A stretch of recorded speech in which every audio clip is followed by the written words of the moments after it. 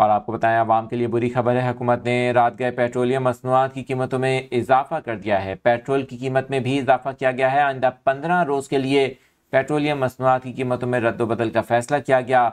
इस हवाले से आपको बताएं कि एक नोटिफिकेशन भी जारी किया गया जिसके मुताबिक डीजल की कीमत में 10 रुपये 39 पैसे फ़ी लीटर इजाफा किया गया, जबकि पेट्रोल की कीमत में 8 रुपये 36 पैसे फ़ी लीटर का इजाफा किया गया है।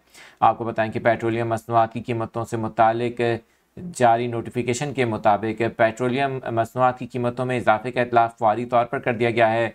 ज़राए पेट्रोलियम डिवीज़न के मुताबिक पेट्रोलियम मसनूआत की नई कीमतों में 2.50 पैसे कार्बन लेवी आयद की गई है। ज़राए का ये भी बताना है कि पेट्रोल पर लेवी कम करके 75 रुपये 52 पैसे कर दी गई है। इसी तरह से जो हाई स्पीड डीजल है उस पर लेवी 74 रुपये 51 पैसे फ़ी लीटर मुकर्रर की गई है। आपके साथ यहाँ हम खबर शेयर कर रहे हैं, हुकूमत की जानिब से पेट्रोलियम मसनूआत की नई कीमतों का ऐलान कर दिया गया है।